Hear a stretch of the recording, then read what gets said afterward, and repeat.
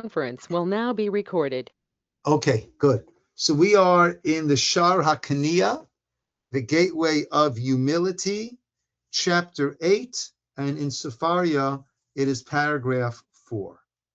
And the question that we're dealing in this relatively short chapter, that we'll finish today and even start the next one, is, I like to call it, what comes first, the chicken or the egg? Meaning, does a person need to have this humility? Hello, Esty. Does a person need to have this humility in order to have other good midot?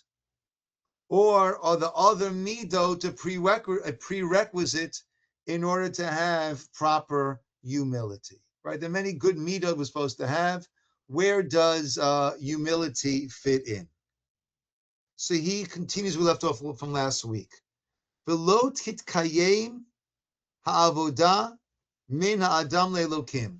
A person cannot be serving Hashem, meaning lo titkayem ha'avodah, that a service that a person wants to give to Hashem cannot be established, ela ad she'ikabel al atzmo kol midot ha'avdut, until a person accepts upon oneself these aspects of avdus. I'm a servant, right?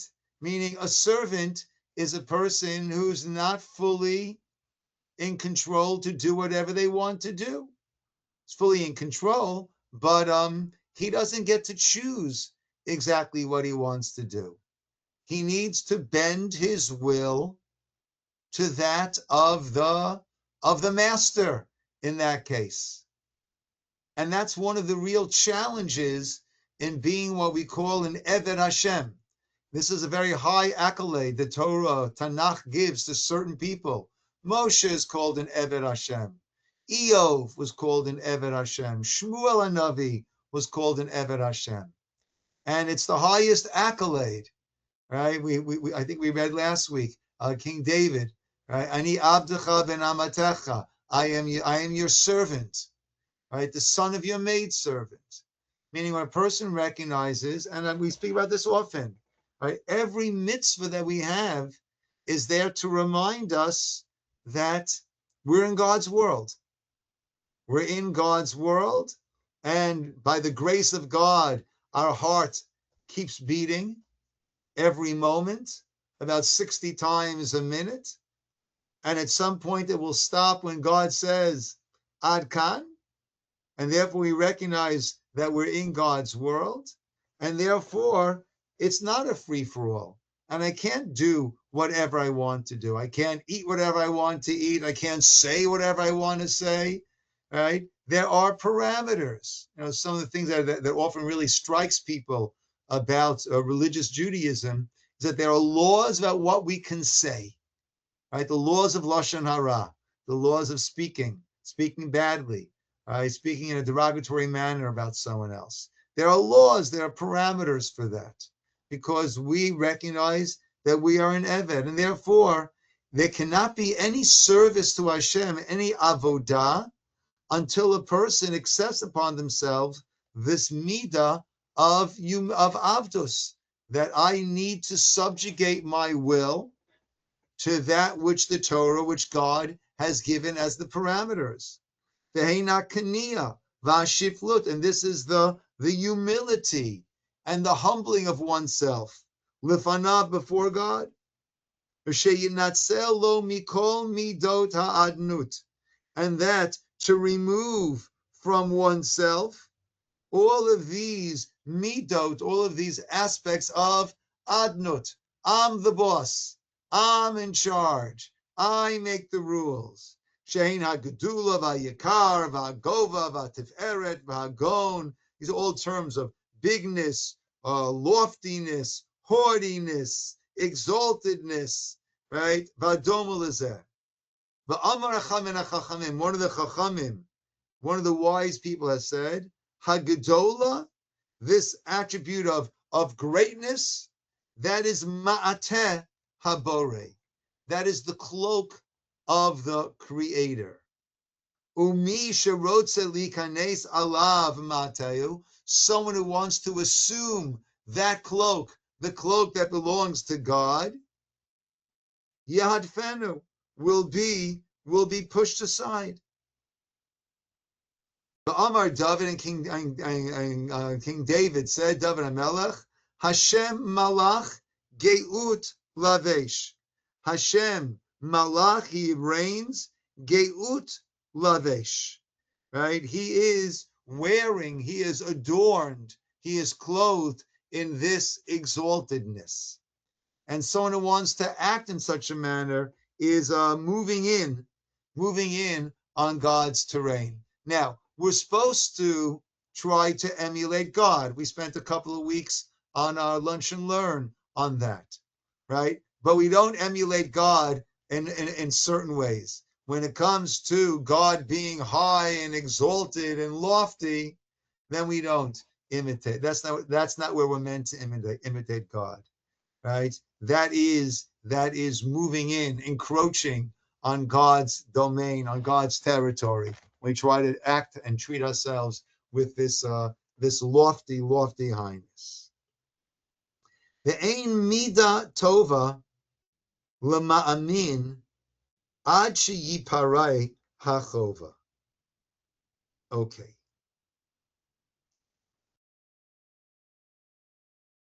There is no mida tova that can be attributed to a person until they're first fulfilling their obligations. Once a person is fulfilling their obligations, then we can look and say, oh, let's see what else they're doing. Let's see how good they are in this respect, how good they are in that respect. But the baseline needs to be, what am I chayav? What are my obligations to be doing? The ein mida tova l'ma'amin ad sheyiparei hachova.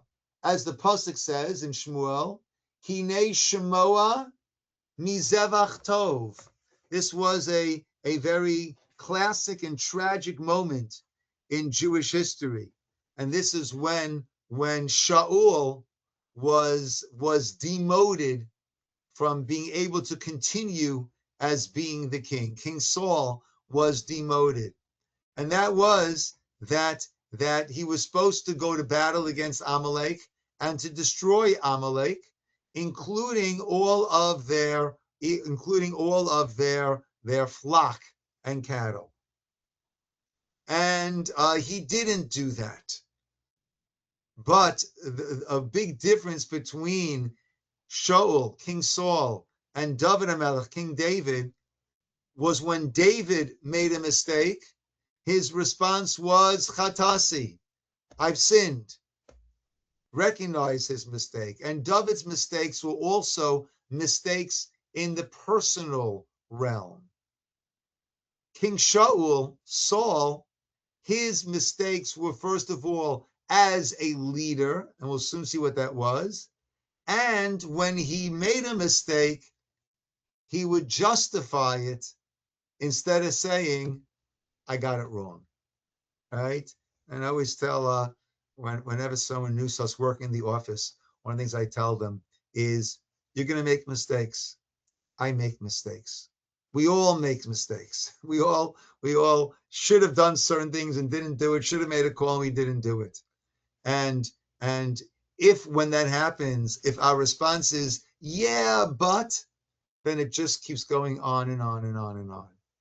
If we say, I'm sorry, I messed up, I should have done whatever it is, then it comes to an end and we can move on after that, right? No one's going to say, no, you're not sorry enough. They're going to say, I appreciate the apology. Thank you, Rabbi. Thank you, so-and-so. Shaul was supposed to wipe out Amalek. And then Shmuel Hanavi, Samuel the prophet, arrives, and Shaul says, I've done whatever God has commanded me. So Shmuel says, what are the sounds of those animals that I hear? And Shaul answered, oh, we saved the best ones to bring as sacrifices to Hashem. What really had happened was he succumbed to the pressure that people were putting on him. And that's why Shaul, as opposed to David, his mistakes were mistakes in leadership. And therefore he cannot continue as the Melech, as the king. But he says, listen, we save the best ones for sacrifices. Shmuel says to him classic words, Hine shamoa mizevach tov. Shamoa, listening to Hashem, is a lot more pleasing to Hashem than zavoach, than bringing a sacrifice. Right? Right? We don't steal and then give money to tzedakah. We don't go against the command about Amalek and then bring it as a sacrifice. Actually, there's an interesting halacha that an esnan zona, the Torah calls it, which is that which a person has paid a prostitute. The person paid a prostitute with a sheep or with a goat, that cannot be brought as a sacrifice. Now, it seems to be a very whoa, what are we talking about over here? But actually, that's referring to this idea that a person can justify what they're doing. It's okay what I'm doing. It's okay this profession that I've chosen or this act that I did, as long as I bring it as a sacrifice, right? And once again, Shemoah mizevach tov. That's what Shmuel Hanavi, Samuel the prophet, said to Shaul HaMelech. Listening is better than any offering. And therefore, the fact that you save the best ones to bring as a sacrifice, that is not in any way a proper justification of not listening to Hashem. And that's what the Chovos HaVos is saying over here. A midah tova, you can't do a midah tova, a very good act, until you have fulfilled your obligations. That's the first level. And then we could talk about anything extra. And therefore there is no tova until a person first accepts upon themselves what they need to do.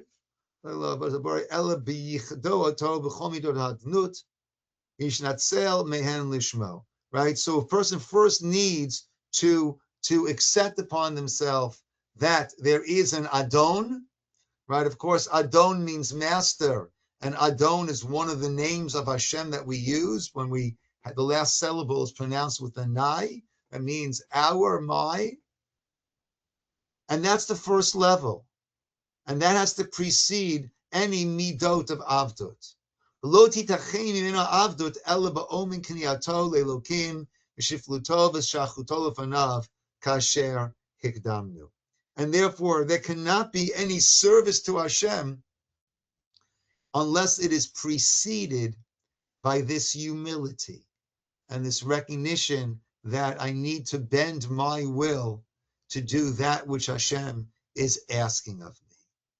And therefore he says, and that is the conclusion, that is the answer to the question with which we began this parak, this chapter. Does humility come before the other midot, or the other midot lead to humility? V'zeh mechayev, and this forces the understanding. Shetiena kol hamidot hatovot v'achovot smuchot lekniyato, v'hu rosh utchila lehen. Everything needs to start with this humility. That's where it all has to begin. And only once there is this humility, this submitting myself and my understanding and my mind and my actions before Hashem, only then can a person go about with their obligations and their other midot. The very, very foundation needs to be this recognition, this acknowledgement, and this acceptance that I am here, but by God's grace. That's why I am here. And therefore, to have that humility, as we explained, in terms of things that come our way from Hashem, from other people, things that we hear about ourselves, positive, negative, that is the foundation. V'chein, I'm sorry, v'adin notein v'avor zeh, shelo titachein mida tova lemi shelibo reik me'aknid le'elokim. There can't be any true mida tova in a person's merit if that person does not have this humility before God. The person has this haughtiness, this pompousness about oneself, then there is no way to be properly serving Hashem with any other manner. V'chein rosh hateshuva, and that's why the foundation of teshuva is returning. Teshuva is recognizing things that I've done wrong and going to correct that, to fix that, to regret having done it, to admit before God, and to resolve not to continue. So the foundation of that is hashiflut v'hashachut v'achniya, the humbling of oneself, the bending, the bowing of oneself. Like the pasuk says in Divrei Yamim, vayikanu ami, Asher nikrashmi aleim, that my nation, that my name is called upon them, they humbled themselves. Vayitpadalu, and they prayed. Vayivakshu panai, and they sought my countenance, connection with me, relationship with me. V'yeshvu midarcheim haraim, and only then does it say that they returned from their evil ways that they had been following. So the first thing mentioned is vayikanu. They had this hachna'ah. They had this humility before Hashem. The Amar, and it says nichna'u v'lo ashchitein. Once they had that hachna'ah, that humility, that humbling of ourselves before God, again recognizing that anything and everything that we have is this gift from Hashem, and with all the good that we might do, that doesn't earn it, and that we're still in the deficit column in the accounting over there, and that causes a person to have this hachna'ah, to have this humility before Hashem. So he concludes Perek Chet with this idea, this recognition that the hachna'ah, that is the foundation for all the other midot, for everything that we do. That is the very, very first step. That is the foundation. Let's look at Perek Tet, the 9th chapter. And altogether we have, I think, 10 chapters here. Yeah? Good. The next gate after this, not surprisingly, is Shar HaTeshuva. Right? He sort of set us up for that.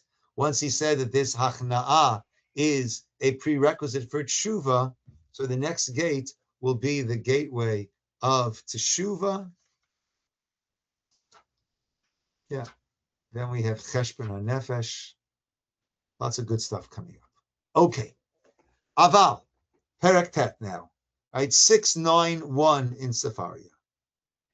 Imitachein lihitkabetz v'leiv ha'ma'amin hachniya v'hagava imlo. Can there be humility, hachna'ah, and ga'ava? Can the two of them coexist? Okay? Can there be this hachna'ah, this humility, and can that exist? Let's not call it with haughtiness, because we know you can't exist with haughtiness. But how about pride? How about pride? Can I be proud of myself? Can I be proud of things that I've accomplished? Can I be proud of things that I'm doing? Is pride, well, pride already has a little bit of a negative connotation, but can being proud, can that properly coexist with what we've been discussing, which is this hachna'ah, this humility? So let's hear. Omer b'tshuva zeh. I'll answer that. Ki agava mitchaleket l'shnei chalakim.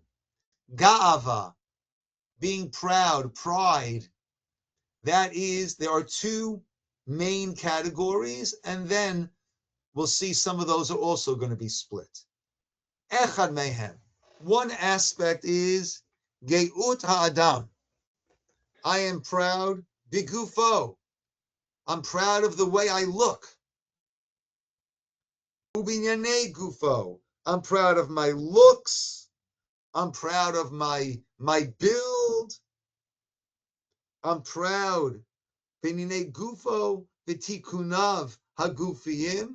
I'm proud of the. Let's see, right? I am proud of my strength. I'm proud. I've got a good voice. I can sing very nicely. So I've got pride in all of these physical components of myself. That's one category. V'achel kasheni, and the other category that we'll need to unpack is ga'uto b'ma'alotav ruchaniot. I'm proud of my spiritual accomplishments. V'chachma, of the wisdom that I've learned. V'hamasa hatov, and the good things that I do, ba'avor avodat habore, the good things that I do in serving Hashem. So I'm not, so there's the pride over my physical aspects, components, or the money that I've amassed, the car that I drive, the house that I own, the stuff that I have, because all of these things are external to me, right? Including myself, my body is external to who I really am. It is a layer, it is an outer layer of my true self. We've discussed in the Parsha when it comes to tsarat. Tsarat is this discoloration that can affect one's house, can affect one's garments, can affect one's skin, right? And it is a sign of, it is a physical manifestation of a spiritual lacking. And it affects all of, and the cause of it, we understand, the sages tell us one of the main causes of it is Lashon Hara, speaking badly about someone else. So when I'm speaking badly about someone else, I'm talking about their externalities, right? Oh, the way this person walks, the way what this person said, what this person owns, what this person doesn't own. So therefore, the decay starts on our outer layers, our houses. If we recognize it, great, and we mend our ways, great. It'll go away. We go through the process and we're fine. If not, then it hits our garments, getting a little bit closer to home. Again, we learned the lesson. We correct it, go through the whole process of purification, we're good to go. We don't, it hits our body. It hits the closest external shell that we have, the furthest, the house, the garment, the self, the body. So there's gava about the things, whether it's myself or my body, right? My stature, the way I could sing, the way I could do this, or the things that I own. And there's gava about the good things that each and one of us do for the Jewish people. There's also pride in that, right? Which we would think sounds okay to be proud of that. And we'll see that it depends. Let's go first. Any gava, any pride that a person has because of their goof, because of their physicality, because of their material assets,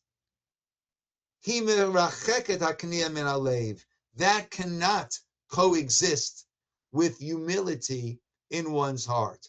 That actually banishes humility from a person's heart. And it's impossible to bring kibbutz as a gathering, to gather together, belev echad. It's impossible for them to be gathered together in one heart, in a person.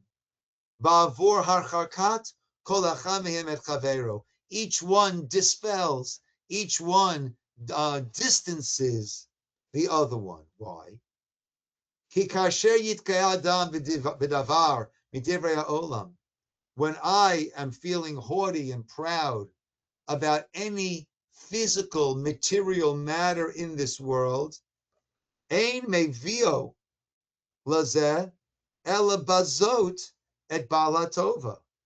If I'm so proud of what I have, then basically what am I doing? I am discounting, I am denigrating, diminishing the Baal HaTova, the one who is the owner of this good, the one who gave that to me. I'm looking at myself and saying, oh, I'm a good-looking person, right?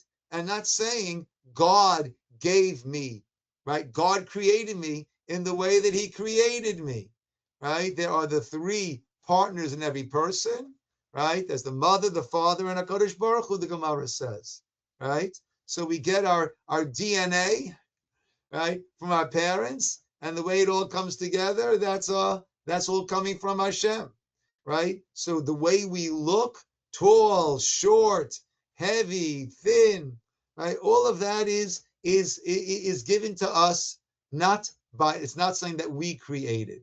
If I'm making something that I'm proud of, then I am ascribing the credit of that to myself. And by doing that, bazot, I am denigrating the Baal HaTova. Umi uta etzlo, right? And I am making it small. His role is minimal. Umiut yidiato b'mihirut hasarata mimenu. And it's a lack of not recognizing mihirut hasarata mimenu, how all of that can be taken away in a split second. And we all know of cases like this, right? A person is in a terrible accident, and all of a sudden, the strong, agile person is confined to a wheelchair, right? This beautiful, beautiful person is now a burn victim. And now it's painful. It's painful to look at them.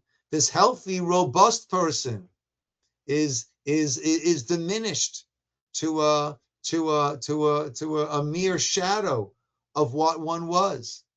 The beautiful house that a person has. We had these crazy fires in the most affluent areas of Los Angeles. Right, hearing on the news that years later, right, the reconstruction has hardly even started. So people are so haughty and proud of the beautiful home they live in, it becomes rubble.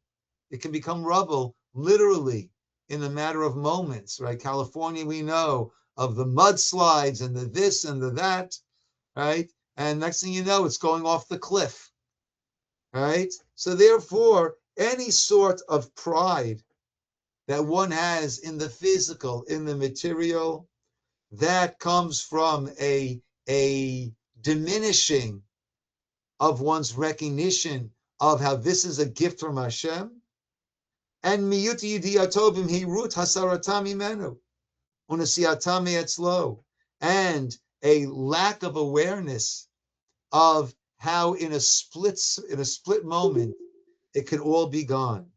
The yachshov, rather the person thinks, ki hu ametiv balatzmo, I'm the one who has brought about this good for myself. Vakoneota, I'm the one who has acquired this. Bikocho, with my strength. Uvechachmato, and with my wisdom. And throughout Tanakh, we see he's going to give us now 3 examples of people who had that approach. Kamo she'amar Sancherev. Sancherev is the one with the Assyrian army that surrounded Jerusalem. And he I've conquered far, far greater cities than this. Let me wait till tomorrow. Then I'll take care of it. He says, B'koach yadi asiti.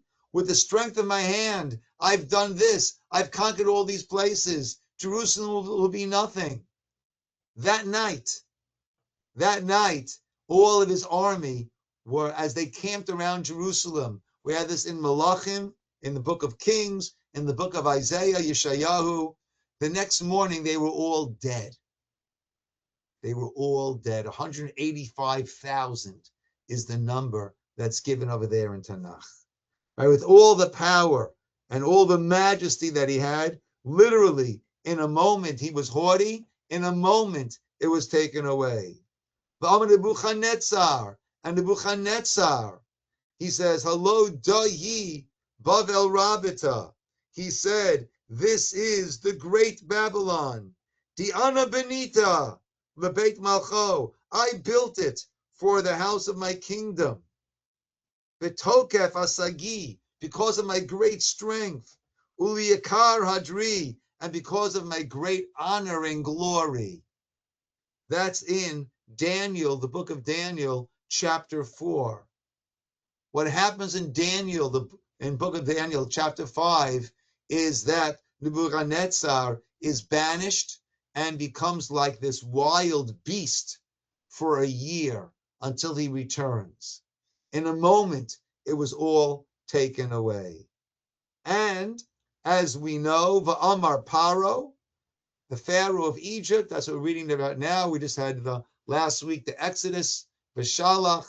The Paro said, Li Yori, to me are these rivers. V'ani asitani, and I have made myself, right? Paro, right, turned himself into a deity.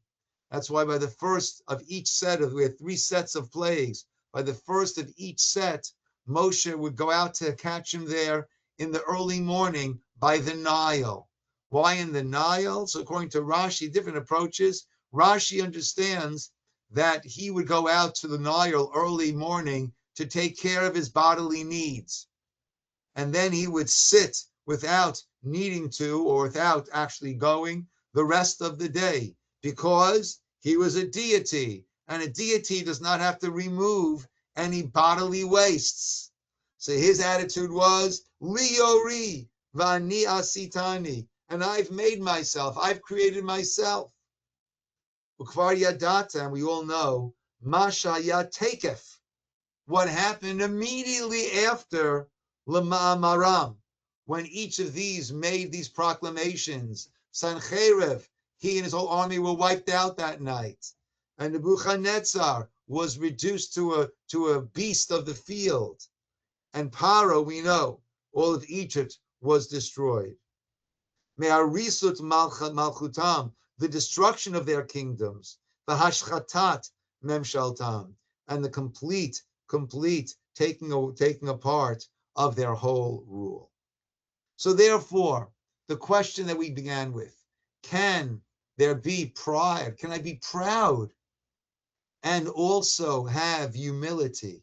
Can the two of them coexist? If my pride is on the physical or the material, that cannot coexist, because then I'm thinking it's mine. This is inherently mine.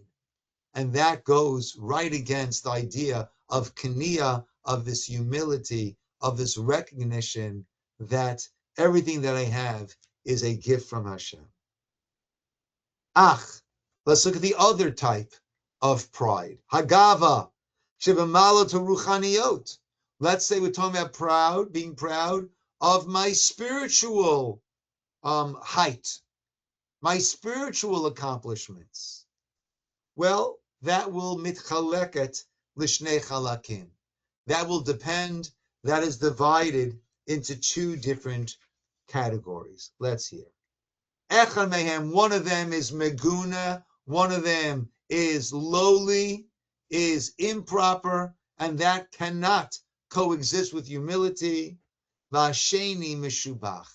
And the second one is a positive, a praiseworthy, sort of pride. Let's hear.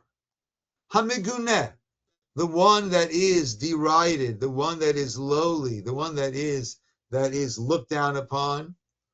Shivka'eh hadam v'chachmato, that a person is proud of his wisdom, haughty with his wisdom.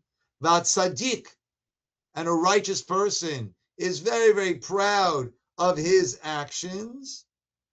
V'goreim zeh sheyirbe be'einav, and that causes him or her to have this inflated view of their wisdom, an inflated and exaggerated view of their accomplishments.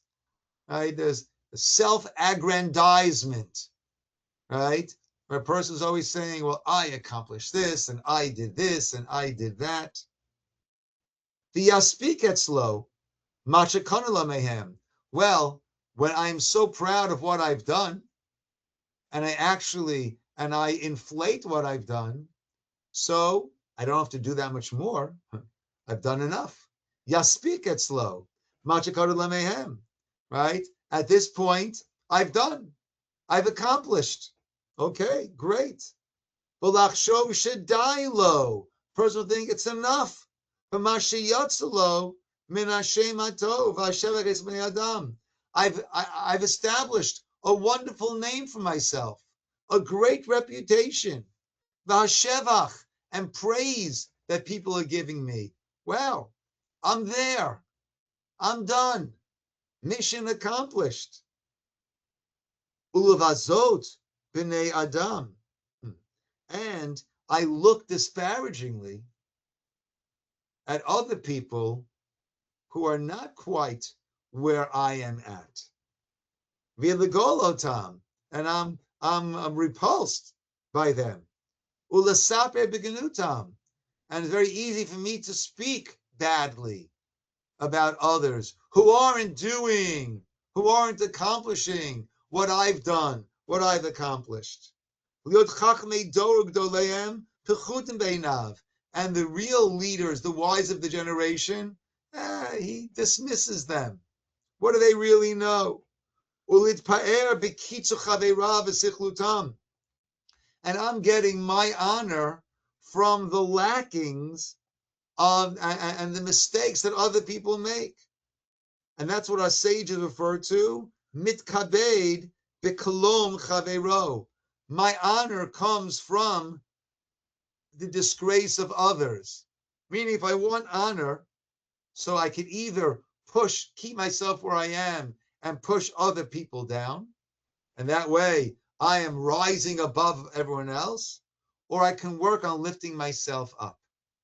Right? And the sages rebuke very strongly someone who's mitkabed bekolon chaveiro, someone who gets his honor by putting others down. If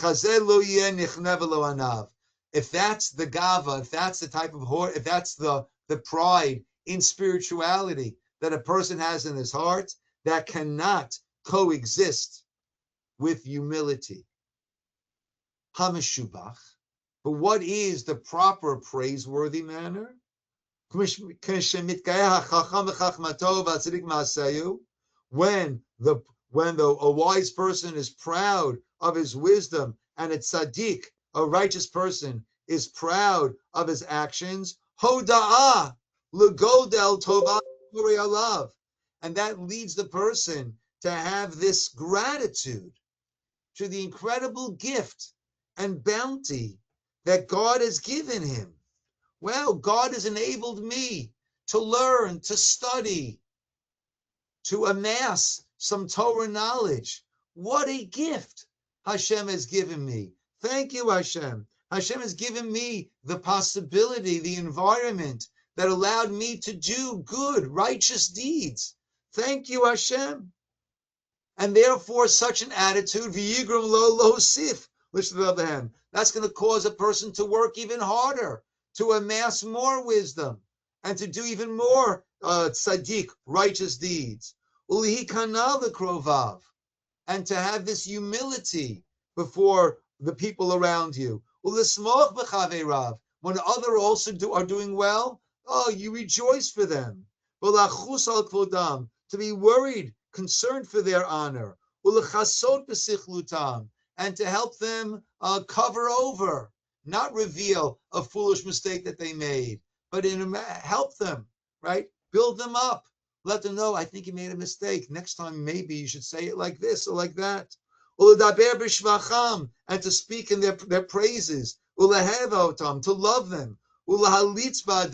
And to advocate on their behalves. To be so careful with their honor. Right? And on the opposite of the self-aggrandizement, I minimize in my own eyes the good that I've done. Tanmid toreach la'arbot mehem, because the person is always working to do more. Nichna ba'avor chalishuto me'asig ma'uviyeh bahem, and to recognize that that I haven't yet reached the level that I do want to reach. Mashpil atzmo l'misha mekavet tosefet al yadav, and to humble himself in front of someone who, through that person, you might be able to gain more, right? To gain more wisdom. You don't disparage the wise people of your generation. You humble yourself so you can gain more wisdom.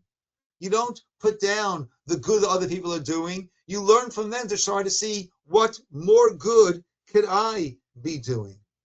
And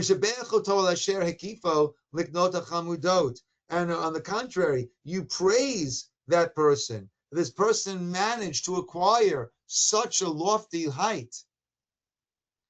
V'zot hagava, when that's the pride, I'm proud of what I've done, and thank you, Hashem, and let me see what more can I do. There, the pride that a person has, let's say the person being proud of that is something that pushes and motivates the person to do more and more.